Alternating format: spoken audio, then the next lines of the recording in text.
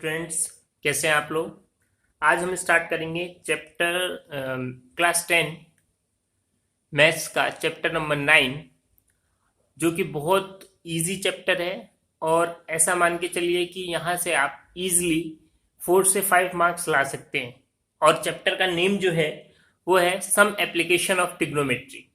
एक ही एक्सरसाइज है और जो बच्चे यहाँ पे 10 पास होना चाहते हैं मैथ्स में, उनके लिए बहुत अच्छी एक्सरसाइज है, क्योंकि यहाँ पे दो ही टाइप्स के क्वेश्चन आते हैं। तो बहुत इजी है, जस्ट क्वेश्चन को आपको समझना है और एक ही फॉर्मूला यूज होगा, उसी फॉर्मूले की हेल्प से आपको सारे क्वेश्चन करने हैं। थोड़े थोड़े डिफरेंसेस होंगे क्वेश्चंस में, बस ये है। तो क्या है दो चीजें जो आपको समझनी है इस चैप्टर के लिए, वो क्या है? तो जो फर्स्ट चीज समझनी है वो है वो आप लोग समझिए। फर्स्ट चीज हमको जो पता करनी है, जाननी है, वो है angle of elevation. Angle of elevation. तो देखो, एंगल ऑफ इलिवेशन क्या है। एंगल ऑफ इलिवेशन का मतलब क्या होता है, पहले इसको हम समझते हैं। एंगल ऑफ इलिवेशन जो है, सपोज दैट एक लड़का या कोई बच्चा ऐसे खड़ा है, ठीक है, और इसके सामने मान लो एक टावर है। क्या है? एक टावर है। तो वो लड़का कैसे देखेगा? इस टावर के ऊपर देखना है, तो कैसे देखेगा? सपोज दैट यहां पे खड़ा है वो लड़का, कैसे देखेगा? ऐसे देखेगा, इस टावर के टॉप पे, ठीक है। तो ये जो देख रहा है, ये क्या है? लाइन ऑफ साइट है। क्या बोलते हैं इसको? Line of site.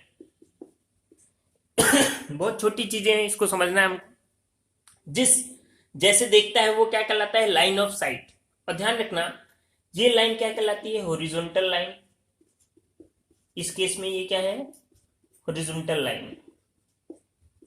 तो एंगल ऑफ एलिवेशन, जब भी क्वेश्चन में बोलेगा एंगल ऑफ एलिवेशन, तो ध्यान रखना ये नीचे वाला पार्ट, नीचे वाला हॉरिजॉन्टल, और ये लाइन ऑफ साइट के बीच में जो एंगल बनता है, कोई भी एंगल मान लो, थीटा एंगल बना, ये एंगल क्या कहलाएगा? Angle of elevation. क्या कहलाएगा? एंगल ऑफ एलिवेशन कहलाएगा। क्लियर है सबको? बात समझे? सिंपल दो ही चीजें हैं। एंगल ऑफ एलिवेशन का मतलब क्या? लड़का नीचे से कोई चीज को ऊपर की तरफ देख रहा है। लाइन ऑफ साइट कहाँ है? ऊपर की तरफ है, ठीक है। उस केस में हॉरिजॉन्टल और उस लाइन ऑफ साइट के बीच में जो एंगल बनेगा वो क्या कहलाता है? एंगल ऑफ एलिवेशन कहलाता है। और जो सेकेंड चीज है इसमें, जो दूसरी टाइप्स की चीज है, वो क्या है यहाँ पे? वो है आपका एंगल ऑफ डिप्रेशन। तो उसको कैसे डिफाइन करेंगे? देखो,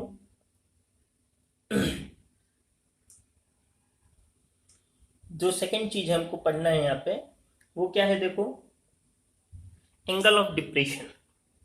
क्या क्या होता है, इसको भी समझ लो दोनों को एक साथ। एंगल ऑफ डिप्रेशन,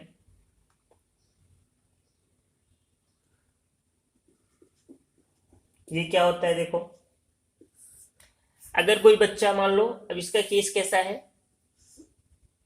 कोई मान लो बिल्डिंग है, उस बिल्डिंग की छत पे कोई है पहले से ऑलरेडी, और वहां से वो अर्थ पे या जमीन पे कोई बॉल है, वहां उसको देख रहा है ये लड़का, ठीक है। तो हम मान रहे हैं यहां से देख रहे हैं, तो ऐसे देख रहा है, ठीक है।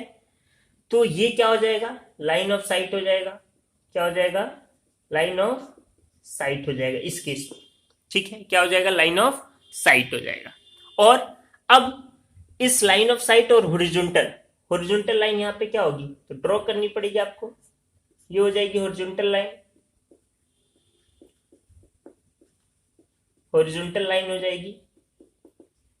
और इसके बीच में जो एंगल होगा वो क्या होगा? थीटा। और यही क्या कहलाएगा? Angle of depression.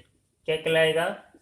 Angle of depression कहलाएगा। क्लियर है? तो दो चीजें हैं। अगर एंगल ऑफ एलिवेशन बोले तो ध्यान रखना नीचे से एंगल बनाना है, और एंगल ऑफ डिप्रेशन बोले तो इसका मतलब ऊपर से कोई चीज नीचे की तरफ देख रहा है। बस ये अंतर है, और कुछ भी चेंजेस नहीं होंगे। और यहां पे भी देखो, ये जो एंगल है, एंगल ऑफ डिप्रेशन, भले ही इस हॉरिजॉन्टल के साथ होगा, बट देखो यहाँ पे क्या बन रहा है? जेड बन रहा है एक। जेड का मतलब क्या है? Alternate angle. तो ये जो एंगल होगा वही एंगल क्या हो जाएगा? ये तो ऑटोमेटिक ये क्वेश्चन भी कैसे हो जाएगा, एंगल ऑफ डिप्रेशन वाला भी क्वेश्चन कैसे सॉल्व कर लेंगे, एंगल ऑफ एलिवेशन की हेल्प से सॉल्व कर लेंगे। क्लियर है? बस ध्यान रखना है कि एंगल ऑफ एलिवेशन बोल रहा है तो नीचे से ऊपर की तरफ देखना है, और एंगल ऑफ डिप्रेशन बोल रहा है तो ऊपर से ऑब्जेक्ट कहां देख रहा है, नीचे की तरफ देख रहा है। बस अब बात क्या आती है, तो इस पूरे चैप्टर में बस एक ही फॉर्मूला यूज होगा। कौन सा? वो वाला फॉर्मूला जो ट्रिग्नोमेट्री में हमने पढ़ा था। किसके बीच में रिलेशन, किसके बीच में था, साइड और एंगल के बीच में। कौन सा था? PBP by HHB। ये फॉर्मूला बस यूज होगा, इसी फॉर्मूले की हेल्प से हम सारे क्वेश्चंस कर लेंगे। ये फॉर्मूला कैसे होता है फिर से एक बार बता देता हूं। मैंने बोला था आपको सीरीज याद रखना है, साइन, सेकंड नंबर पे क्या आता है कॉस, थर्ड नंबर पे क्या आता है टेन, फोर्थ नंबर पे आपका आता है कॉट, 5 नंबर पे आता है आपका सेक, और 6 नंबर पे आता है आपका कोसेक। ठीक है, तो कैसे नंबरिंग करते हैं, ऐसे करते हैं 1 2 3 4 5 6। ठीक है, तो अब ये फॉर्मूला कैसे यूज करोगे, देखो इसको मैं थोड़ा सा एक्सप्लेन कर देता हूं, हर क्वेश्चन के लिए कॉमन है। कैसे? सपोज दैट किसी क्वेश्चन में आपको परपेंडिकुलर दे रखा है, ये परपेंडिकुलर हो गया, एंगल के सामने वाली लाइन क्या हो गई, परपेंडिकुलर, और आपको क्या निकालना है, बेस। क्या निकालना है? बेस। आपसे पूछा है कि ये बेस कितना है, कितना डिस्टेंस है इसका। तो कैसे? तो ध्यान रखना, किसी भी क्वेश्चन में जो दे रखा है और जो पूछा है उसका रिलेशन खोजना है। तो यहाँ पे देखो क्या दे रखा है, परपेंडिकुलर, और क्या निकालना है आपको, बेस। तो यहाँ पे खोजो इस फॉर्मूले में कि वो वाला फॉर्मूला दोनों में कहाँ है। तो देखो यहाँ तो परपेंडिकुलर बाय हाइपोटेन्यूज हो गया, यहाँ क्या हो गया, base by hypotenuse. Third number पे देखो तो क्या आ गया, परपेंडिकुलर बाय बेस। तो या तो आप थर्ड नंबर यूज कर लो या फोर्थ नंबर यूज कर लो, क्योंकि दोनों में दोनों चीज है। ठीक है, तो ऐसे खोजना है। मतलब यहाँ पे आप क्या यूज करोगे, 10 यूज करोगे, क्योंकि थर्ड नंबर पे आ रहा है जिसमें परपेंडिकुलर भी है और बेस भी है। क्लियर है? बस इतना छोटा सा दिमाग लगाना है और सारे क्वेश्चन, ये चैप्टर नंबर 9 के सारे क्वेश्चन आप इजिली कर सकते हो। ठीक है, इसलिए बोल रहा हूं बहुत अच्छी एक्सरसाइज है, समझो फ्री के मार्क्स है, बस आपको समझना है क्वेश्चंस को और क्वेश्चन को करना है। क्लियर है? और यही दो टाइप से होंगे, या तो एंगल ऑफ एलिवेशन होगा, मतलब नीचे से ऊपर की तरफ देखना होगा, या एंगल ऑफ डिप्रेशन होगा जिसमें ऊपर से हम कहां देखेंगे, नीचे की तरफ देखेंगे। क्लियर है सबको? चलिए नोट करिए यहां तक।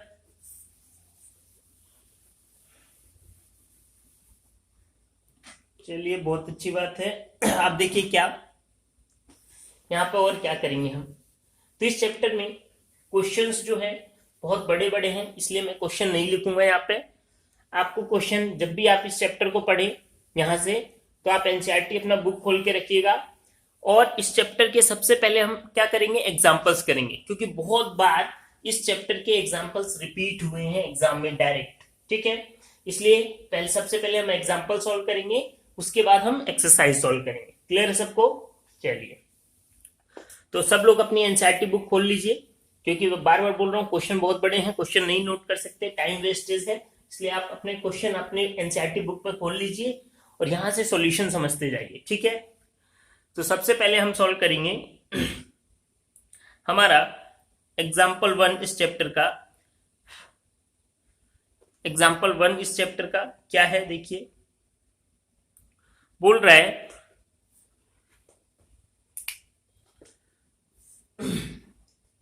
एग्जाम्पल 1 बहुत इजी है। देखो क्या बोल रहा है, ए tower stand vertically on the ground. जैसे जैसे बोल रहा है वैसे करते जाना है, आप अपनी एनसीईआरटी बुक में देखिए। बोल रहा है ए tower stand vertically on the ground. एक टावर बना दो, ऐसे एक टावर ग्राउंड पे खड़ा है। ठीक है, वर्टिकली कैसे है, तो मतलब ऐसे है। ठीक है, from a point on the ground which is 15 meter away from the foot of the tower. इस टावर का फुट कहाँ है, यहाँ पे, इस फुट से कितना दूर, 15 मीटर दूर। तो देखो 15 मीटर आप इधर भी ले सकते हो, इधर भी ले सकते हो, ऐसी कोई दिक्कत नहीं है। इधर ले लिया, 15 मीटर हो गया। यहाँ पे कोई पॉइंट हमने मान लिया पॉइंट ए है। ठीक है, बोल रहे थे angle of elevation of the top of the tower is found to be 60। बोल रहे एंगल ऑफ एलिवेशन कहां पे, टावर के टॉप पे कितना है, 60। तो जैसे ही एंगल ऑफ एलिवेशन आया, इसका मतलब इस पॉइंट से किधर की तरफ, ऊपर की तरफ ना। और अब एंगल ऑफ एलिवेशन कितना हो गया, 60 डिग्री। कितना हो गया, 60 डिग्री। क्लियर है सबको? Find the height of the tower. आपको टावर की हाइट निकालनी है। टावर की हाइट क्या है, यहाँ पे ये नाम दे दो बी और सी, आपको क्या निकालना है, ये बी सी निकालना है। क्लियर है, बहुत इजी क्वेश्चन है। देखिए तो अब क्या करेंगे, इस टाइप के क्वेश्चन मैंने फिर से बोला, सबसे पहले देखो पीबीपी बाय एचएचबी, जब भी इसके क्वेश्चन करो तो ऐसे साइड में लिख लो। अभी आपको पता क्या है, देखो तो यहाँ पे क्या पता है, ये एंगल है हो गया, तो ये परपेंडिकुलर, ये बेस और ये हाइपोटेन्यूस हो गया आपका। ये तो समझते हैं सब लोग, एंगल के सामने वाली लाइन परपेंडिकुलर, सबसे बड़ी लाइन क्या, हाइपोटेन्यूस, और जो बच गया वो क्या हो गया, बेस। तो यहाँ पे आपको क्या यूज करना है, बेस दिया है और क्या यूज करना है, परपेंडिकुलर। तो वही एक ऐसा फॉर्मूला यूज खोजो इसमें जिसमें परपेंडिकुलर भी और बेस भी हो। तो फर्स्ट में तो नहीं है, सेकंड में नहीं है, थर्ड वाले में। तो ध्यान रखना इस चैप्टर में मैक्सिमम, मैं बोल रहा हूं वैसे भी मैक्सिमम क्या यूज होगा, टेन थीटा ही यूज होगा। ठीक है, फिर भी आप एक बार चेक कर लेना, जब आप प्रैक्टिस करोगे तो आपको खुद ब खुद लगेगा कि मैक्सिमम क्वेश्चंस में क्या यूज हो रहा है, आपका टेन थीटा यूज हो रहा है। तो देखो यहाँ पे परपेंडिकुलर बेस कौन से नंबर पे, थर्ड नंबर पे, दोनों में है, तो हम टेन थीटा यूज करेंगे। So here tan theta, theta angle कितना है, 60 डिग्री इक्वल टू, ठीक है, टेन 60 डिग्री क्या होता है, परपेंडिकुलर बाय बेस, परपेंडिकुलर कितना हो गया आपका बीसी, बाय बेस कितना हो गया आपका ए बी हो गया। आपको निकालना क्या है, बीसी निकालना है, जिसको निकालना है वहां छोड़ दो, दूसरे वाले को क्रॉस मल्टीप्लाई करो, तो क्या आ जाएगा, देखो 1060 degree into A B equal to क्या आ जाएगा, बीसी। ठीक है, अब यहां पे इस चैप्टर में एक छोटी सी चीज और आनी पड़ेगी आपको, वो टेबल याद होनी पड़ेगी जो मैंने आपको बताई है कि एंगल की वैल्यू की टेबल याद रखनी है। ठीक है, कि कौन सी वैल्यू कौन से पे है। तो साइन सॉरी 1060 की जो वैल्यू होती है, 1060 की वैल्यू कितनी होती है आपकी, √3, कितनी होती है, √3, ये याद होनी पड़ेगी आपको, ध्यान रखना। ठीक है, into A B, A B कितना हो गया 15 इक्वल टू कितना हो गया बीसी। तो बीसी जो है वो आपका कितना आ गया 15√3 मीटर, कितना हो गया 15√3 मीटर, और यही क्या हो गया, हाइट ऑफ टावर हो गया, क्या हो गया, हाइट ऑफ टावर। क्लियर है, तो देखो कितना छोटा क्वेश्चन है, बहुत इजी क्वेश्चन। ठीक है, तो आपको ये ध्यान रखना है, अभी के जो बच्चे हैं इस बार के सेशन के 2020 और 21 के, उनके लिए जैसे पिछले चैप्टर में 8.1 और 8.4 ही है, तो उनके लिए ये याद रखना, इसलिए मैंने बताया है, आप मेरे सर्च करना 8.2 जो मैंने कराया है, वहां पे देखो मैंने टेबल बनाना सिखाया है आपको। तो टेबल कैसे बनानी है, तो इस चैप्टर में टेबल का यूज होगा, क्योंकि वैल्यू कभी sin 60 आएगा, कभी 1060 आएगा, कभी 45 आएगा, तो वो सब आपको याद रखना है। क्लियर है, चलिए नेक्स्ट क्वेश्चन करते हैं हम लोग। Next example 2। तो क्वेश्चन को पढ़ना है और इजिली क्वेश्चन को सॉल्व करना है। ठीक है, तो एग्जाम्पल 2 क्या है देखिए,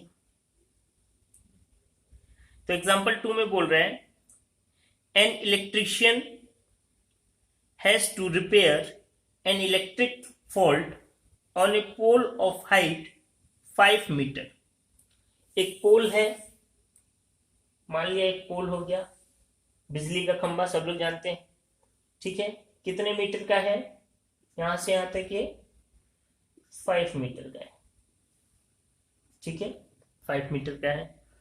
आगे बोल रहा है she need to reach a point 1.3 metre below the top of the pole. जो इलेक्ट्रिशियन है उसको कहां तक पहुंचना है, इस पोल से, इसको हटा दो अभी, इस पोल से 1.5 मीटर नीचे पहुंचना है, यहां पहुंचना है। हमने मान लिया यहां से यहां तक ये कितना है 1.5 मीटर। ठीक है, और टोटल तो कितना है हमको पता है, टोटल पोल की लेंथ कितनी है 5 मीटर। ठीक है, तो बोल रहा है शी हो गया what should be the length of the ladder that she should use which, मतलब यहाँ पे पहुंचने के लिए उसने क्या यूज करा है, लैडर यूज करा है। तो सिंपल सी बात है, ट्रायंगल तो बनेगा ही, लैडर यूज करा है, ऐसे लैडर को रखा है सीढ़ी यहाँ पे पहुंचने के लिए, और वो ऐसे सीढ़ी के थ्रू कहाँ जा रहा है, यहाँ पे जा रही है और उसका रिपेयर करेगी। बिजली का खंभा है, वहां पे वायर है, ऐसे उनको उसको सही करना है। ठीक है, चलिए आगे बोल रहा है also how far from the foot of the pole should she place the foot of the ladder. दोनों चीजें आपसे पूछी हैं, आपसे पूछा है कि इस लेडर की लेंथ क्या होगी, और दूसरा इस पोल के फुट से लेडर को कहाँ रखेंगे ताकि वो इजिली यहां तक पहुंच जाए। तो ये भी पूछा है और ये भी पूछा है, कोई बात नहीं। किसी भी ट्राइंगल में ये हमको पता है 1.5, तो ये कितना बच गया 3.5 मीटर बच गया यहां से यहां तक, क्योंकि ट्राइंगल तो ये बन रहा है। नाम दे दो ए बी और ये हो गया आपका सी। ठीक है, अब यहाँ पे देखो इस क्वेश्चन में, तो कभी भी जब आपको एक साइड पता हो और एंगल कितना बोला है यहाँ पे इसने लेडर के साथ कितना एंगल ऑफ एलिवेशन बना रहा है, तो क्वेश्चन में बोल रहा है when inclined at N angle of 60 degree. Ladder कितने डिग्री पे है, एंगल ऑफ एलिवेशन 60 डिग्री पे। ठीक है, क्वेश्चन को ध्यान से पढ़ेंगे तो आपको पता चलेगा कितने डिग्री पे है, 60 डिग्री पे। क्लियर है। तो अब देखो इस क्वेश्चन में क्या करेंगे, तो एक एंगल पता है और एक साइड पता है तो हम कुछ भी निकाल सकते हैं। फिर से देखो वो फॉर्मूला आप लिख लो साइड में, P B P by H H B. ठीक है, सबसे पहले क्या निकालोगे, जो भी आपकी इच्छा हो, या तो ये निकाल लो या ये निकाल लो। ठीक है, तो पहले हम हाइपोटेनस निकालते हैं, जो लेडर की हाइट पूछी है उसने, क्योंकि ये एंगल हो गया तो ये परपेंडिकुलर, ये बेस और ये हाइपोटेनियस। तो ऐसा फॉर्मूला यूज करो जिसमें परपेंडिकुलर हो, क्योंकि ये तो पता है, और हाइपोटेनियस हो। तो फर्स्ट वाला हो गया परपेंडिकुलर बाय हाइपोटेनियस, तो क्या लिखेंगे, सो हियर फर्स्ट वाले पे क्या आता है, फर्स्ट क्या होता है साइन, कितना हो गया sine 60 degree equal to, sine 60 क्या होता है परपेंडिकुलर बाय हाइपोटेनियस, परपेंडिकुलर कितना हो गया आपका बीसी, बाय हाइपोटेनियस कितना हो गया एसी। आपको क्या चाहिए, एसी चाहिए, एसी इधर चला जाएगा तो क्या आ जाएगा बीसी बाय साइन 60 डिग्री, ये आ जाएगा। क्लियर है। यहां से एसी की वैल्यू निकालो, तो बीसी कितना हो गया 3.5 डिवाइडेड बाय साइन 60, साइन 60 कितना होता है √3/2, कितना होता है √3/2 होता है। ये याद होना पड़ेगा टेबल, देखो √3/2 होता है। ठीक है, तो ये 2 तो ऊपर चला गया, तो बचा क्या देखो, तो यहाँ पे AC जो है वो कितना आ गया, 2 ऊपर चला गया तो कितना हो गया 3.5 इंटू 2 डिवाइडेड बाय √3। तो AC जो है आपका वो कितना आ गया 3.5 इंटू 2 कितना हो गया 7/√3 मीटर। ये कितना आ गया आपका 7/√3 मीटर। तो क्या आ गया लेडर की हाइट आ गई, ये क्या आई आपकी लेडर की हाइट आई है। क्लियर है, बात समझ गए सब लोग। ये तो आ गया आपका लेटर का हाइट, यहां तक लिख सकते हैं। ये क्या है height of ladder, height of ladder. ठीक है, अब इसी में सेकंड क्वेश्चन जो आपसे पूछा है, क्या पूछा है देखो, सेकंड क्वेश्चन पूछा है कि कितना दूर रखें इसको, पोल के फिट से कितना दूर रखें लेडर को। सो ये निकालना है आपको। ये भी दोबारा क्या यूज करोगे, अब कुछ भी यूज कर सकते हो, पर यहीं से यूज कर लो। परपेंडिकुलर दिया है, बेस निकालना है, कौन सा फॉर्मूला यूज करेंगे परपेंडिकुलर बाय बेस, थर्ड वाला। तो क्या लिखेंगे, सो अगेन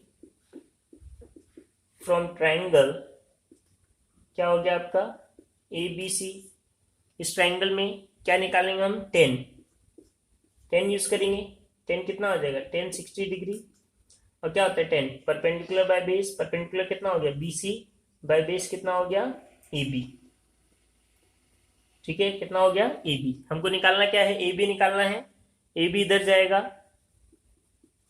तो क्या हो जाएगा BC बाय, और 10 60 नीचे आ जाएगा 10 60 डिग्री। ठीक है, तो देखो AB BC कितना दिया हुआ है आपको 3.5, और 1060 की वैल्यू कितनी होती है याद रखना पड़ेगा √3, कितनी होती है √3 होती है। ठीक है, तो AB जो है वो कितना आ गया 3.5/√3 आ गया। ठीक है, मीटर लिख दिया इसको। ये क्या है आपका डिस्टेंस, ये क्या है distance of ladder from pole foot, pole के फुट से कितना डिस्टेंस पे हमने लेडर को रखा है। क्लियर है, बात समझ में आई सबको। तो देखिए ऐसे बहुत इजी है, कुछ भी नहीं करना है, एक ही सेम ही चीज हम कर रहे हैं, बस आपको 2-3 चीजें पता होनी पड़ेंगी। एंगल ऑफ एलिवेशन क्या है और ये रिलेशन देखना पड़ेगा। ठीक है, नोट करिए इसको सब लोग। चलिए अब हम करेंगे एग्जाम्पल 3 अपना।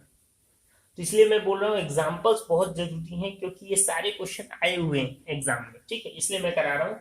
और क्योंकि क्वेश्चन बहुत बड़े बड़े हैं इसलिए मैं लिख नहीं सकता, तो आप लोग यहाँ पे एनसीईआरटी का बुक खोल के अपना वहां से देखते जाइए मेरे साथ, ठीक है।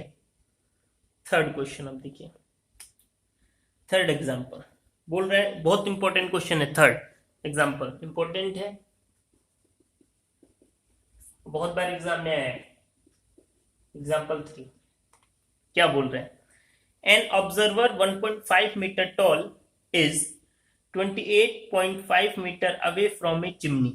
एक चिमनी है, तो कुछ भी हो आप ऐसे ही बनाओ, ठीक है, एक चिमनी हो गई, हमको डिजाइन थोड़ी बनानी है यहाँ पे, ठीक है, एक चिमनी हो गई हमारी। और बोल रहे an observer 1.5 meter tall is 28.5 meter away from a chimney, an angle of elevation of the top of the chimney from her eye is 45 degree. देखो बहुत इजी है, एक चिमनी हो गया, इस चिमनी से कितना दूर पे 28.5 मीटर दूर एक ऑब्जर्वर खड़ा है, मतलब एक लड़का खड़ा है, सपोज दैट एक लड़का हो गया यहाँ पे खड़ा है, ठीक है। इस लड़के ने देखा, अब देखो इस क्वेश्चन में अलग चीज है ना, इस लड़के की हाइट दे रखी है, कितनी दे रखी है 1.5 मीटर, 1.5 मीटर दे रखी है, ठीक है। तो ये लड़का ये देख रहा है चिमनी के ऊपर, एंगल ऑफ एलिवेशन ये दे रखा है, तो एंगल ऑफ एलिवेशन तो हमेशा किसके साथ बनता है, हॉरिजॉन्टल के साथ, तो ऐसे एक बना देना पड़ेगा हॉरिजॉन्टल, ठीक है। कितना दे रखा है 45 डिग्री, ठीक है, ये दे रखा है। बात समझ में आई, बहुत देखो बहुत अच्छा क्वेश्चन है, बहुत बार रिपीट हुआ है। एक ऑब्जर्वर हुआ 1.5 मीटर का लंबा इसका हाइट है, और इस चिमनी से कितना दूर खड़ा है 28.5 मीटर। यहां से लड़का देख रहा है एंगल ऑफ एलिवेशन ऊपर की तरफ देखेगा, और कितना एंगल ऑफ एलिवेशन बना रहा है 45 डिग्री। तो बोल रहा है what is the height of the chimney, chimney की हाइट क्या है, चिमनी की हाइट यहां से यहां तक हमको ये निकालना है, तो नाम दे दो, देखो ए बी और सी, ठीक है। तो देखो अगर ये 1.5 है तो यहां भी क्या हो गया 1.5, क्यों हमने करा, क्योंकि ट्राइंगल, तो जो ट्राइंगल यूज हो रहा है उसको यूज करना है। यहाँ पे ट्राइंगल क्या बन रहा है ए बी सी एंगल के साथ, तो अगर ये 28.5 है तो यहां से यहां तक ये भी क्या हो जाएगा 28.5 मीटर हो जाएगा, इसमें तो कोई दिक्कत है नहीं, ठीक है, क्योंकि बेस क्या है दोनों का सेम। तब यहां से इजिली ये निकल जाएगा। और चिमनी की हाइट कैसे पता चलेगी, ए से लेके कहां तक है, यहां तक है बी सी, इसका नाम दे दो डी, और ये हो गया ई, ठीक है। तो ए से डी निकालना है, तो ये पता चल जाएगा अगर, तो ये तो हमको पता ही है, तो दोनों को ऐड कर देंगे तो टोटल चिमनी की हाइट आ जाएगी, ठीक है, बहुत ही ठीक है, इजी है क्वेश्चन। तो देखो सो फ्रॉम ट्राइंगल, कौन सा ट्राइंगल लेंगे ए बी सी, ट्राइंगल ले लो ए बी सी, ठीक है। एबीसी ट्राइंगल से देखें हम, तो देखो हमको निकालना क्या है, परपेंडिकुलर निकालना है, पता क्या है ये पता है, तो वही मैंने जो बोला मैक्सिमम क्वेश्चन में कहीं नहीं यूज होगा, फिर भी आप एक बार चेक जरूर करना, ठीक है। परपेंडिकुलर निकालना है, बेस दिया है, परपेंडिकुलर निकालना है, बेस दिया है आपको, थर्ड नंबर यूज करेंगे, तो क्या हो जाएगा tan 45 डिग्री इक्वल टू क्या होता है perpendicular A B by base, कितना हो गया BC हो गया, क्लियर है। यहां से देखो आपको निकालना क्या है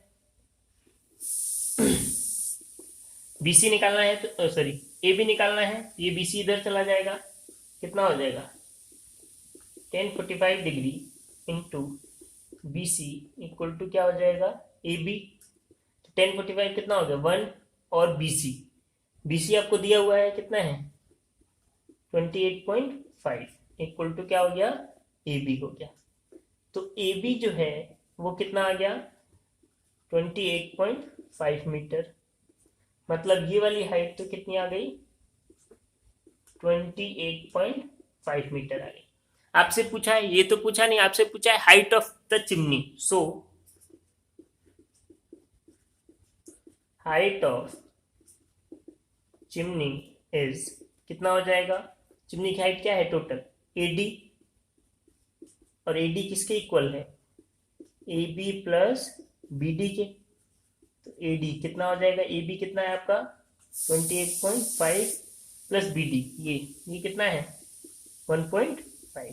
टोटल हाइट जो है चिमनी की कितनी आ जाएगी 28.5 और 1.5 कितना हो जाएगा 30 मीटर। कितना हो जाएगा 30 मीटर। क्लियर है।